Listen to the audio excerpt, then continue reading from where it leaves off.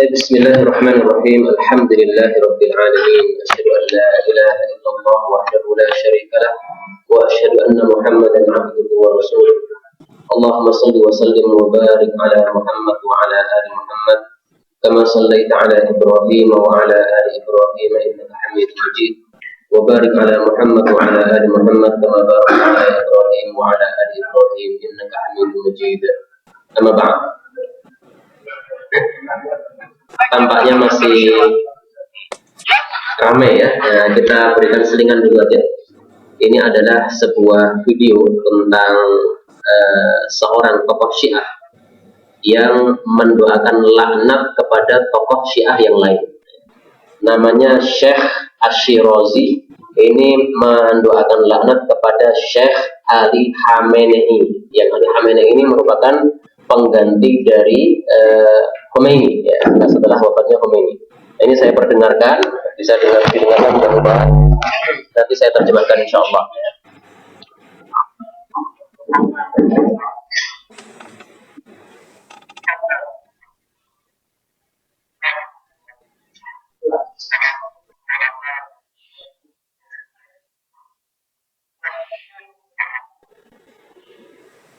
Bisa didengar Pak? Meskipun dikit-dikit ya. Allahumma al'an Khamenei, ya Allah laknatlah Khamenei, wa'adzibhu 'adzaban syadidan alima, ya, siksalah dia dengan siksaan yang dahsyat, yang menyakitkan. Dan dia mengatakan wahsyurhu ma'al qunfud, yang saya dengar gitu. Tolong nanti kalau sudah di hari kiamat itu dikumpulkan bersama landak. Nggak tahu maksudnya apa ini. Apakah landak masuk neraka atau gimana, saya nggak paham. Karena suaranya memang nggak begitu jelas. Ya, saya ulang-ulangi itu yang saya dengar qunfud ya. Kalau qunfud itu memang artinya landak. Nah ini Syiah Imamiyah yang ikhbariyah Shirazi ini. Sehingga dia benci kepada Khamenei yang merupakan Syiah Imamiyah yang usuliyah. Seperti yang saya katakan tadi, saling mengkafirkan antara satu dengan yang lainnya. Nah udah selesai. Video yang kedua, ini untuk kita mengetahui ya, kalau kita mendapatkan sebuah kajian itu jangan langsung ikut, kita harus tahu dulu ini kajiannya apa ya. Kalau dia kajian MTA silahkan ikut, nggak ada masalah ya. Kajian Muhammadiyah silahkan, monggo, nggak ada masalah. Kalau kajian Syiah jangan ikut ya. Nah untuk mengetahui mana Syiah mana tidak sebenarnya gampang. Orang itu kalau sudah banyak bergaul dengan banyak orang itu bisa mengetahui ya. Oh ini dari Jamaah Muhammadiyah, gampang ya. Oh ini dari NU, gampang. Anggaplah begini Pak, saya pergi ke Bogor waktu itu ya. Nah, saya bersinggah di situ seorang syekh yang sangat terkenal namanya Syekh Nurdin. Saya tinggal di situ selama 3 hari menuntut ilmu sama beliau. Beliau itu orang yang punya sanad hadis yang tinggi sampai ke Rasul Sallallahu Alaihi Wasallam. Nah sebelum beliau hadir di majelisnya itu santri-santrinya semuanya bawa rebana Pak, nyanyi-nyanyi, kedebu-kedebuan gitu. Setelah kiainya datang, nah baru rebananya itu ditaruhkan, semuanya siap bawa pena. Ini kira-kira Muhammadiyah atau NU Pak? Semua orang paham ya, itu NU. Nah demikian juga Syiah itu sebenarnya juga kayak gitu. Kalau kita mengetahui, oh ini majelisnya kayak gini, ini jelas Syiah. Nah saya supaya kita tahu nih, saya perlihatkan ciri-cirinya orang Syiah kayak gini nih.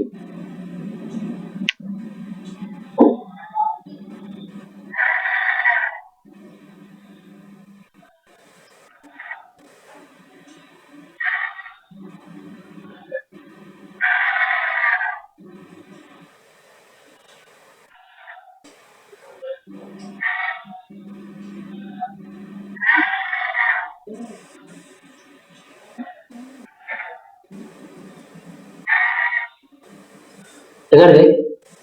Ya, jadi kalau kiainya datang, Assalamualaikum warahmatullahi wabarakatuh, itu saya nggak mendengar jawaban Waalaikumsalam, malah selawatan. Dan selawatannya itu modelnya kayak gitu deh. Allahumma sholli wa sallim ala Muhammad wa ali Muhammad. Nah itu berarti Syiah. Karena di mana-mana kayak gini nih. Ya. Saya kan mendownload banyak sekali ya. Dari Iran saya download, dari Irak juga. Nah, Syiah yang bermacam-macam itu ternyata satu kesamaannya ya. Kalau di majelis ya kayak gitu. Nah, sehingga untuk mengetahui mana Syiah mana tidak itu sebenarnya dari ya kebiasaan kesehariannya sudah kelihatan. Ya. Ada orang sholat tangannya nggak sedekap. Nah, ini ada kalanya Syiah, ada kalanya Malikiyah. Kalau dia Syiah nggak mau sedekap. Kenapa? Karena kalau sedekap sholatnya batal, harus diulang dari awal. Sehingga orang Syiah itu nggak mau sholat di masjid kita, nggak mau, Pak. Kenapa? Karena sholat di masjid kita, kalau dia tidak mengangkat tangannya, kan ketahuan Syiahnya.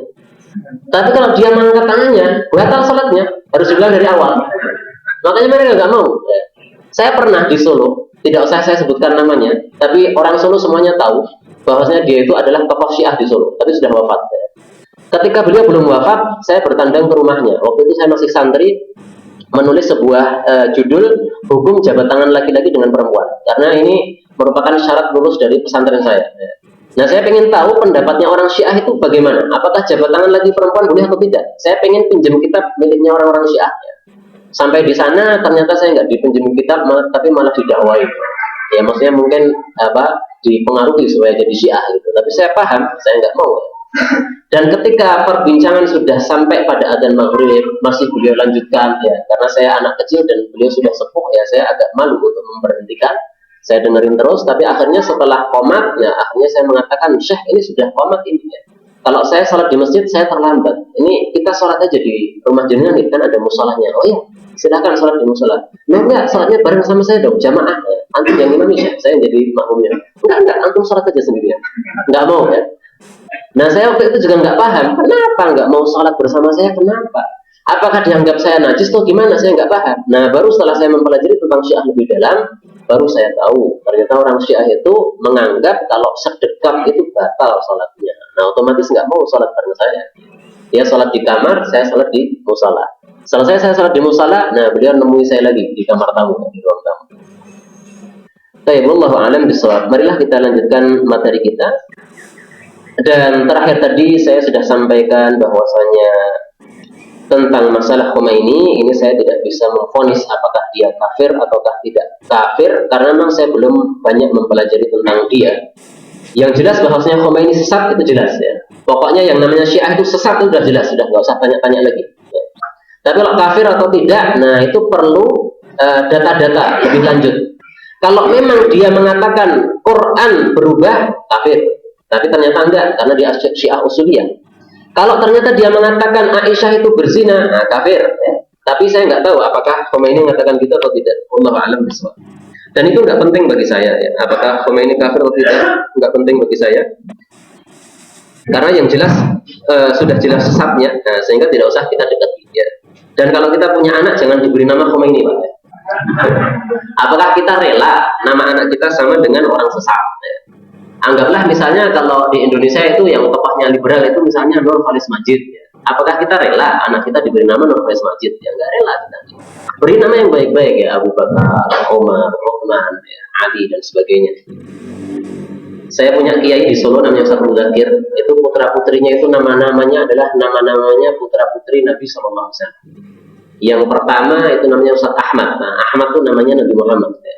Kemudian anak berikutnya Abdul Razak itu karena pas mendapatkan rezeki, sehingga disebut apa namanya Abdul Razak.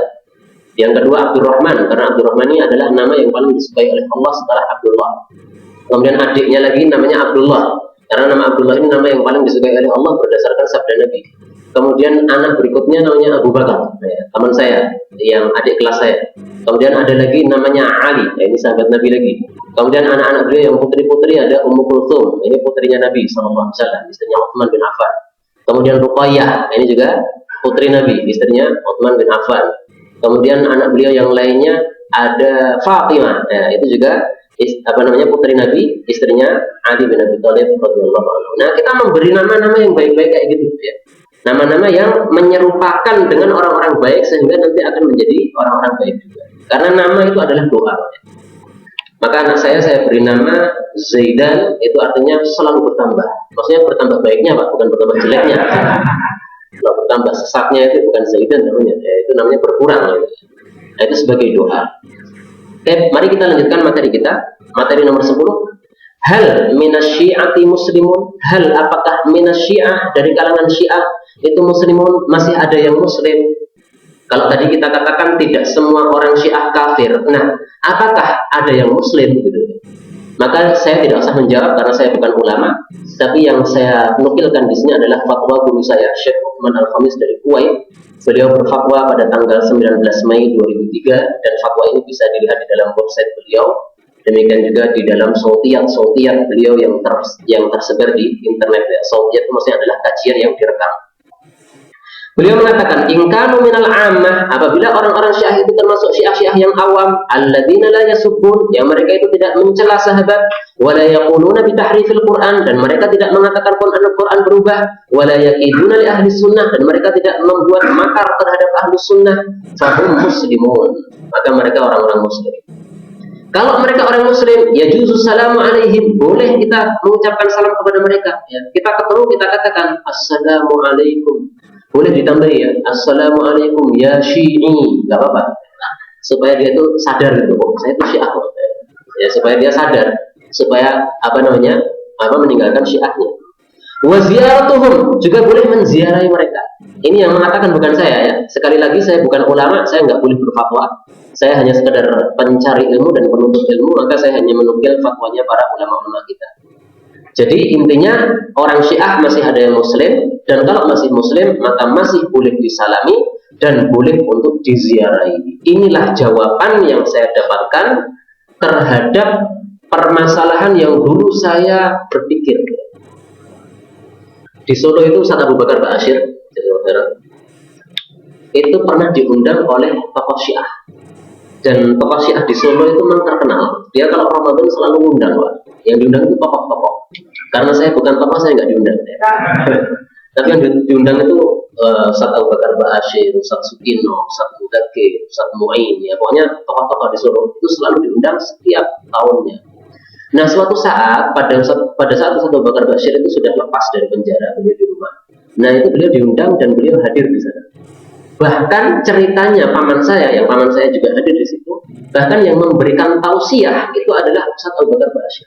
Nah, saya waktu itu sempat bertanya-tanya, ini Ustaz Abu ini gimana, Pak? Katanya Syiah kafir, tapi kok malah diundang orang Syiah mau? Ya. Menurut saya diundang orang Syiah jangan datang, ngapain makan makanannya orang Syiah? Makan kita sendiri aja. Nah, ternyata ini jawabannya. Memang Syiah itu kalau mereka tidak mencela sahabat Nabi, tidak mengatakan Quran berubah, tidak berbikin makar, tapi malah baik dengan kita ahli sunnah, ya, maka mereka masih muslim, silahkan disalami, silahkan diziarahi. Ya. Dari sini kita bisa mengambil kesimpulan apa? Jangan terlalu cepat memberikan vonis salah kepada guru-guru kita. Kepada Ustaz Abu Bakar Ba'asyir, sedikit ilmu kita sudah mengatakan Ustaz Abu Bakar ini sesat. Diundang makan orang Syiah malah mau gimana? Ya. Bukannya ditonjok mukanya, gitu. Jangan begitu ya. Itu ucapan orang-orang bodoh saja. Ya. Nomor 11, hal sahha qauluhum, apakah benar ucapan orang asy-syi'atu kuffarun kulluhum, Syiah itu kafir semuanya? Yang menjawab bukan saya, tapi yang menjawab adalah Syekh Ibnu Baz di dalam Majmu' Fatawa halaman 257 juz 28. Asy-syi'atu firqun katsirah. Syiah itu ada beberapa firqah. Wa laysa minas sahli, tidak mudah ayat tasi'anil hadithi anha al-waqtul qalil. Waktu sedikit untuk bicara tentang Syiah enggak mudah. Wabil ikhtisar, tapi saya ringkaskan kata Syekh Ibnu Baz bahwasanya fihimul kafir wa fihim ghairul kafir. Ini ringkasannya ya. Di antara orang Syiah ada yang kafir, di antara orang Syiah ada yang tidak kafir. Tidak kafir berarti apa, Pak? Muslim. Karena kafir kalau nggak kafir itu Muslim. Ya. Nah, ini mungkin orang ada yang bodoh nggak paham. Loh, kan Syekh bin Baz cuma mengatakan ada yang kafir, ada yang tidak kafir, tidak mengatakan Muslim. Nah, orang bodoh kayak gini nggak usah ditanggapi, tinggal. Karena seperti kata Imam Syafi'i, debat sama orang bodoh nggak akan menang, Wak. Pasti kalah udah. Ya, karena dalilnya pokoknya. Ya. Maka tinggalkan saja. Ya. Pembahasan ke-12, hal apakah sahha qauluhum, benar kalau seseorang mengucapkan asy-syi'atu dullalun kulluhum, orang-orang Syiah itu sesat semuanya. Kalau tadi kafir semuanya itu salah. Tapi kalau sesat semuanya, benar enggak? Saya enggak menjawab. Tapi yang menjawab adalah Syekh yang menulis kitab Firaq Mu'asirah pada juz 1 halaman 462 beliau mengatakan al-hukmul 'am 'ala syiah, hukum umum terhadap orang-orang Syiah annahum dullal, bahwasanya mereka itu adalah orang-orang yang sesat, fusak, orang-orang yang fasik, kharijuna 'anil haq, yang sudah keluar dari kebenaran, wahalikun, dan mereka akan binasa. Maksudnya binasa itu masuk ke dalam neraka. Ma'al firqil lati akhbarat anha al-ahadits, bersama firqah-firqah sesat yang lain yang disampaikan oleh Nabi dalam hadis. Itu adalah hukmun, sebuah vonis yang la ghubar alaihi, tidak ada debu di atasnya. Maksudnya apa? Yang sangat jelas. Saking jelasnya itu enggak ada debu yang menutupi. Jadi vonis terhadap Syiah bahwasanya mereka itu orang sesat, jelas. Vonis terhadap Syiah bahwasanya mereka itu orang fasik, jelas. Vonis terhadap Syiah bahwasanya mereka itu menyimpang dari al-haq atau kebenaran, jelas. Tapi bukan berarti orang yang fasik, orang yang sesat itu pasti kafir, bukan. Kata-kata fasik ini lebih umum daripada kata-kata kafir. Kalau kafir ini lebih sempit lagi. Artinya gini, setiap orang kafir itu pasti apa? Fasik. Tapi tidak semua orang fasik berarti kafir. Itu maksudnya. Ya. Maka kita harus membedakan. Jadi ngomong itu berhati-hati ya. Syiah semuanya kafir, nah ini orang bodoh. Syiah semuanya fasik, nah ini orang pintar. Ya, kelihatan dia. Baik, hal sahha qauluhum ikhwanuna Syiah. Hal sahha, apakah benar qauluhum, ucapan orang ikhwanuna Syiah, saudara-saudara kami dari kalangan Syiah. Menganggap Syiah saudara itu benar enggak? Nah, jawabnya sebagaimana sebelum-sebelumnya. Kalau yang antum maksud Syiah ini adalah Syiah imamiyah yang ikhbariyah, yang mengatakan Quran ini sudah berubah, ini perkataan jelas salah. Orang kafir kok dijadikan saudara gimana? Orang kafir itu musuh. Allah mengatakan humul adu, mereka adalah musuh, bukan saudara. Fahdharhum, atau waspadai kepada mereka. Kata Allah Subhanahu wa taala terhadap orang-orang kafir. Tapi kalau yang dimaksud Syiah ini adalah Syiah imamiyah yang usuliyah, yang mereka itu mengingkari bahwasanya Al-Quran sudah berubah dan mereka tidak mencela sahabat, mereka tidak mengkafirkan sahabat, maksud saya tidak mengatakan Aisyah berzina. Nah, maka orang seperti ini kita katakan fasik saja dan dia masih muslim ya. Kalau masih muslim berarti masih saudara kita. Tapi bukan berarti kalau dia saudara kita kemudian kita lus-lusi, bukan Pak. Bukan gitu maksudnya. Nabi sudah mengajarkan kepada kita, ini saya tampilkan dalilnya. Kata Nabi dalam hadis yang sahih, unsur akhaka, tolonglah saudara Anda. Baik saudara Anda itu zaliman, dia orang yang zalim, au madluman, atau dia orang yang dizalimi. Kalau ada saudara sesama muslim di antara kita, baik dia zalim atau dia dizalimi, kita harus tolong. Oh, ini saudara saya. Nah, para sahabat bertanya, ya Rasulullah, kalau orang yang dizalimi kita tolong benar. Lah kalau orang zalim masa ditolong? Maka Nabi mengatakan, menolong orang zalim itu caranya kamu pegang tangannya, kemudian kamu larang dari kezalimannya. Hei saudaraku yang muslim, kamu ini sedang zalim, jangan berbuat zalim, karena kamu akan masuk ke dalam neraka dengan kezaliman kamu. Demikian juga terhadap orang-orang Syiah, bukan berarti kalau kita ketemu orang Syiah digorok lehernya, bukan, itu salah itu. Ya. Ketemu orang Syiah kita katakan kalau Syiahnya masih muslim, ya. Wahai saudara Syiah, kamu itu sesat. Ya. Syiah itu sesat. Kamu nggak tahu Syiah itu apa? Belajar sama saya Syiah. Antum ajarin Syiah. Ya. Bahwasanya Syiah itu sesat. Ya. Nah, kalau dia sudah paham bahwasanya Syiah itu sesat, nah itulah berarti kita sudah menolong dia dari kesesatan Syiah. Karena itu mari kita lihat apa fatwa para ulama. Ya, ini adalah sebuah judul kitab. Judulnya Risalah, sebuah surat ila ikhwanina Syiah al-imamiyah, kepada saudara-saudara kami dari kalangan Syiah imamiyah.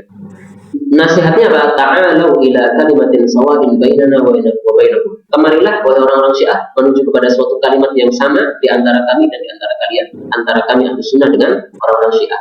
Ini yang menulis adalah Syekh Dr. Umar Abdullah Al-Kamil, salah seorang masyayikh di Saudi. Nah, di Solo itu ada orang yang salah paham. Barang siapa yang mengatakan Syiah saudara kami, berarti dia adalah Syiah juga. Ini kalau kaidah ini diterapkan, berarti Syekh Dr. Umar Abdullah Kamil juga orang Syiah. Berarti kita akan mensyiahkan banyak orang nanti. Ini salah seperti itu. Kita lihat dulu, yang dia maksud saudara Syiah itu adalah saudara, itu maksudnya yang bagaimana? Kalau Syiah yang kafir, nah ini orang salah, ini jelas ya. Kita ingatkan, Pak, orang kafir itu bukan saudara, Pak. Orang kafir itu musuh. Dalilnya apa? Kita bacakan, humul aduwwu fahdharhum. Mereka musuh, bukan saudara. Tapi kalau mereka masih muslim, meskipun dia zalim, meskipun dia fasik, tapi masih saudara kita, sehingga karena masih saudara kita harus pegang tangannya, kita tarik. Kamu jangan Syiah. Sehingga kalau kita melihat ada bapak kita, ada ibu kita, ada saudara kita yang Syiah, jangan dibiarin. Dipegang tangannya, keluar dari Syiah. Syiah sesat. Kita berikan dia buku-buku tentang kesesatan Syiah supaya dia paham bahwasanya Syiah itu apa? Sesat. Baik. Nah, sekarang pertanyaan, ma mauqifuna ma'a Syiah? Kalau kita sudah mengetahui tentang Syiah, bagaimana mauqifuna, bagaimana sikap kita ma'a Syiah terhadap orang Syiah? Ini penting. Jangan-jangan kita salah paham terhadap masalah Syiah, akhirnya kita salah sikap juga. Ketemu orang Syiah ditusuk perutnya, brodol perutnya mati, ya. Menganggap wah saya sudah mujahid jihad. Salah itu seperti itu. Mari kita lihat fatwanya Syekh Uthman Al-Khamis. Fatwa ini beliau telurkan pada tanggal 19 Mei 2003. Beliau mengatakan sama dengan yang tadi ya. Kalau orang Syiah itu termasuk yang awam, yang tidak mencela sahabat Nabi, tidak mengatakan Quran berubah, tidak berbuat makar kepada ahlu sunnah, mereka masih muslim, mereka boleh disalami, boleh diazarai. Kemudian beliau mengatakan, bal bahkan tajibu da'watuhum, wajib bagi kita ahlu sunnah untuk mendakwai mereka. Wa du'a'u lahum, dan wajib bagi kita untuk mendoakan kebaikan untuk mereka. Ini harus dipahami Pak. Wa du'a'u lahum. Kalau doa jelek itu wa du'a'u alaihim. Di sini beliau mengatakan wa du'a'u lahum, dan mendoakan kebaikan kepada mereka. Maksudnya mendoakan kebaikan itu gimana? Ya Allah tunjukilah bapak saya ini kok Syiah. Ya Allah tunjukilah tetangga saya ini kok Syiah. Insya Allah kalau kita ini doanya ikhlas ya. Dalam keadaan ikhlas karena Allah, khusyuk karena Allah, insya Allah dikabulkan oleh Allah Subhanahu wa Ta'ala. Karena Allah akan mengabulkan doa orang yang sungguh-sungguh di dalam berdoa. Nah, sebagai penutup, saya menyampaikan materi yang panjang ini dari sebada maghrib sampai ba'da isya ini. Saya ingin menegaskan bahwa saya menyampaikan ini tidak untuk membela orang-orang Syiah sama sekali. Karena Syiah sudah jelas sesat, maka kita tidak perlu membela, tapi kita perlu menyadarkan mereka. Kemudian yang kedua, saya menyampaikan ini juga bukan untuk memerangi orang-orang Syiah. Orang-orang Syiah itu tidak diperangi, akan tapi mereka itu didakwai dan mereka itu didoakan supaya mereka keluar dari kesyiahan mereka. Jadi saya tidak cocok kalau ada tetangga kita yang Syiah, kemudian kita jotosi. Ya. Ada tetangga kita yang Syiah, kemudian kita nggak mau bertatap muka sama dia. Kalau ketemu dia langsung melengos. Saya nggak cocok seperti itu. Kita dekati, ya, kita perbaiki sama dia. Pokoknya kita harapkan dia itu nanti keluar dari Syiahnya. Bagaimana caranya supaya dia itu keluar dari Syiahnya? Kalau memang dia sudah tidak mau keluar dari Syiahnya karena menganggap Syiah itu sudah benar, ya udah biarin aja. Karena kita sudah maksimal untuk menasihati, ternyata nggak mau, ya udah. Sebagaimana kalau kita punya tetangga orang kafir, Nasrani, Katolik, ya, maka kita nasihati. Kalau nggak bisa, ya udah. Nah, maka saya ingin menyampaikan sebagai penutup majelis ini bahwasanya tiada lain saya menyampaikan materi ini karena saya mengamalkan kalam Allah di dalam Al-Quran yang disebutkan di dalam surat Al-Maidah ayat yang ke-8. A'udzu billahi minasy syaithanir rajim. Ya ayyuhalladzina amanu kunu qawwamina lillahi syuhada'a bil qist wa la yajrimannakum shana'anu qaumin 'ala alla ta'dilu i'dilu huwa aqrabu lit-taqwa wattaqullaha innallaha khabirum bima ta'malun. Ini yang saya garis bawahi pada kalimat wala yajrimannakum, dan betul-betul janganlah menyebabkan kalian syana'anu qaumin, kebencian kalian kepada suatu kaum termasuk orang-orang Syiah, ala alla ta'dilu, menyebabkan kalian tidak adil, maksudnya tidak adil terhadap mereka yang kalian benci itu.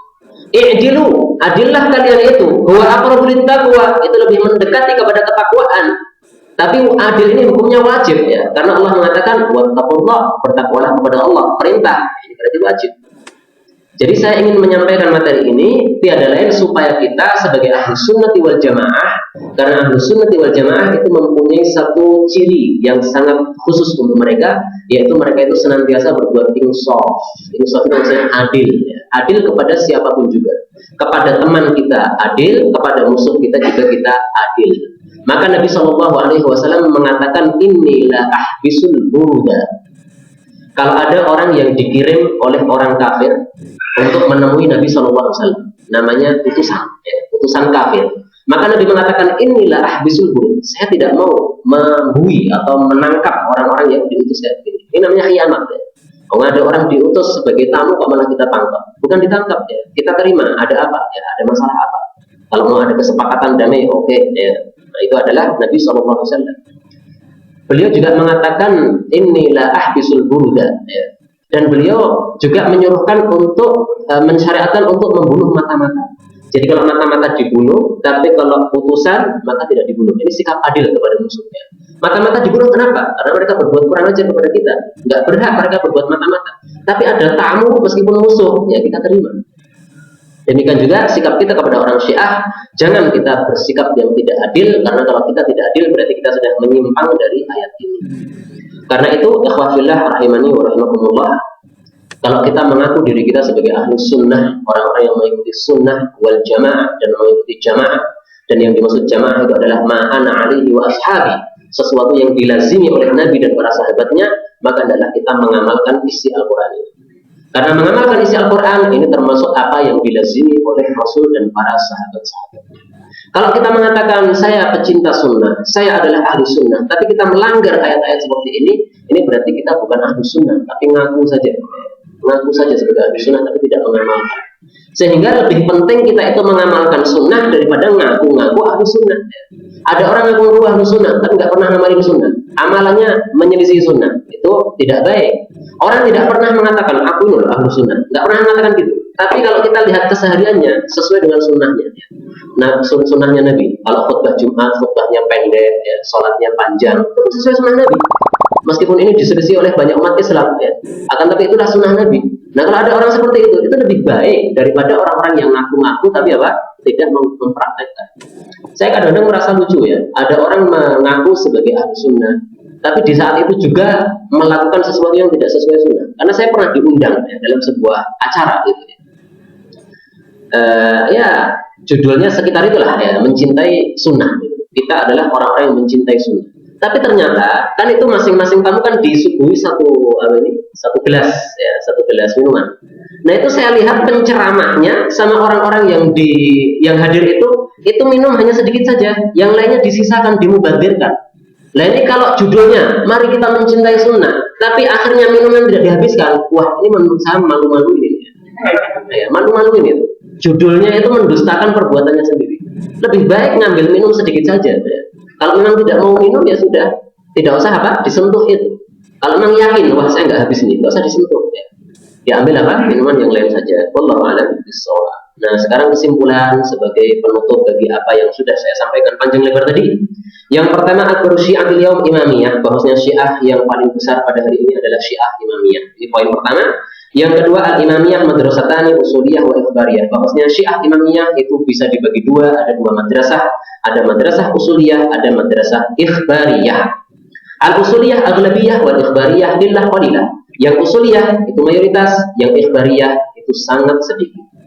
Al-usuliyah la yaquluna bi tahrifil Quran. Syiah usuliyah tidak mengatakan Quran berubah. Bahkan sebaliknya, mereka mengatakan siapa mengatakan Quran berubah kafir. Berarti dalam hal ini Syiah usuliyah itu sama dengan ahli sunnah. Tapi bukan berarti mereka jadi ahli sunnah, bukan ya. Mereka tetap Syiah karena ada kesesatan yang lainnya. Al-Khomeini minasyiatil usuliyah, bahwasanya Khomeini itu termasuk Syiah usuliyah. Tapi meskipun demikian, jangan menamakan anak-anak kita menjadi Khomeini, ya, kecuali kalau sudah terlewat ya, karena sudah nggak bisa diubah, karena harus mengubah akta itu sudah sulit, ya. Nah itu nggak apa-apa, nggak usah diubah. Nah, kalau bisa diubah ya nggak apa-apa, tapi kalau nggak bisa diubah ya udah biarin aja.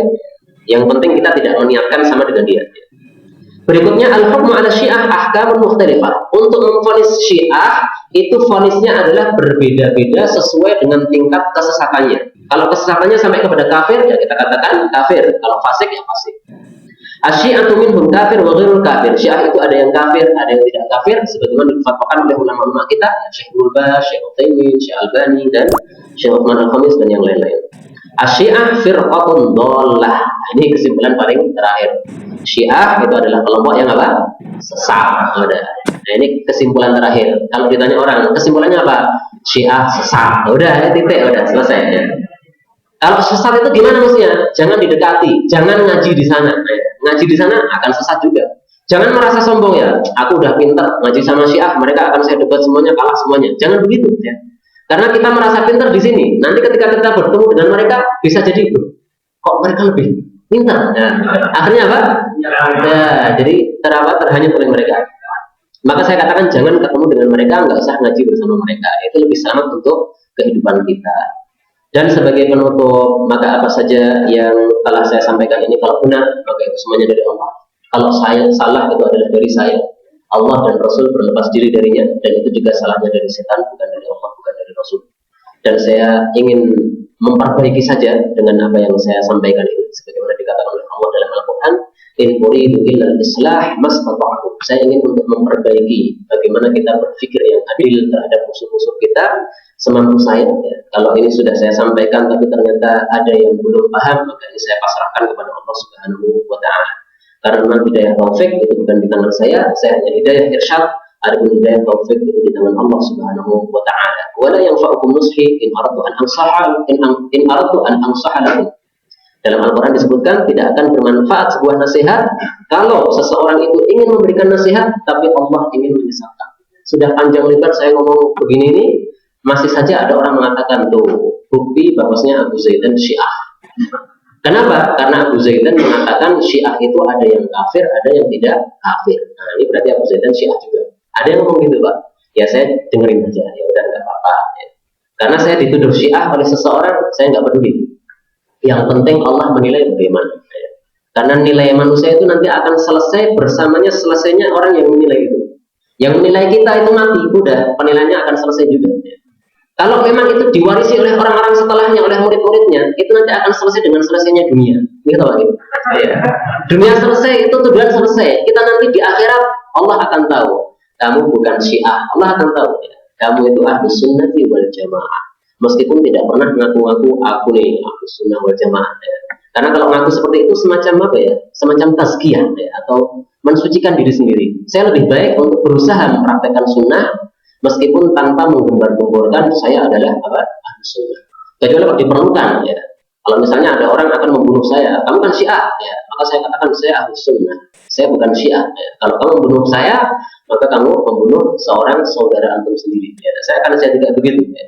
Tapi kalau sehari-harian biasa, saya nggak akan ngaku-ngaku. Ya. Kenapa? Karena ngaku-ngaku ini khawatir ya. Nanti akan muncul dalam hati kita semacam tazkiyah.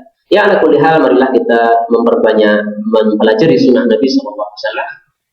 Karena dengan banyak mempelajari sunnah Nabi, kita akan tahu mana yang sunnah, mana yang bid'ah.